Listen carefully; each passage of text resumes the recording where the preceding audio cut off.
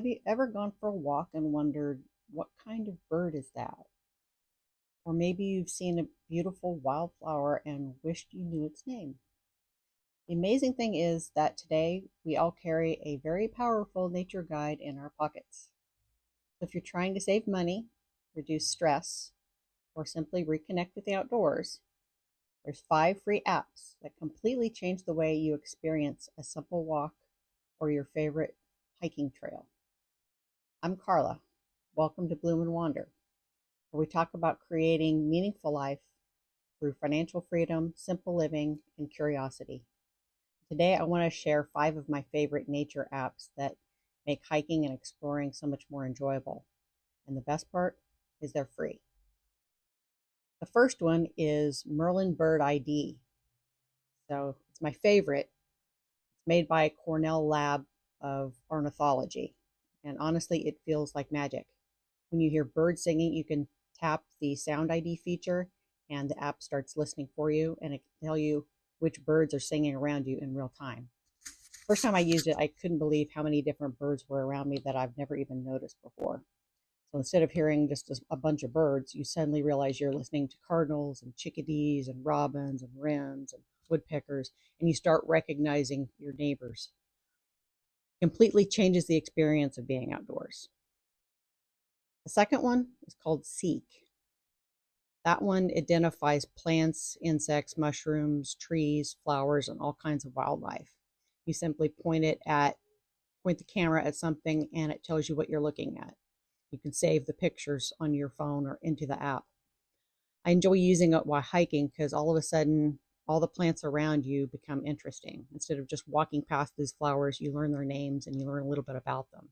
It turns an ordinary walk into a treasure hunt. The third one is called AllTrails. And if you like hiking, AllTrails is essential. It helps you discover trails near you and includes information like the length, the elevation, the difficulty. You get to see reviews from other hikers, learn about the parking.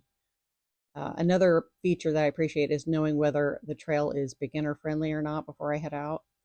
So for someone like me who enjoys a more peaceful hike rather than climbing mountains, that's very helpful. I've discovered all kinds of places that I never would have noticed otherwise. The next one is called Dyrt.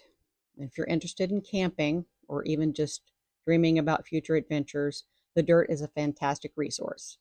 Helps you find campgrounds and read reviews and discovered places to stay all over the country. So even if you're not camping right now, it's a good planning tool.